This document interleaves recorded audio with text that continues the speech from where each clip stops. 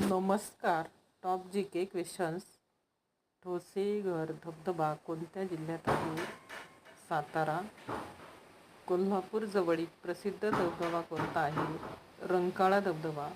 भीमाशंकर जवळील धबधब्याचे नाव काय आहे? हनुमान धबधबा. महाराष्ट्रातील सर्वात उंच धबधबा कोणता मानला जातो? पुंडलिक धबधबा, सातारा जिल्हा. नाशिक जिल्ह्यातील प्रसिद्ध धबधबा कोणता आहे? दूधगंगा धबधबा.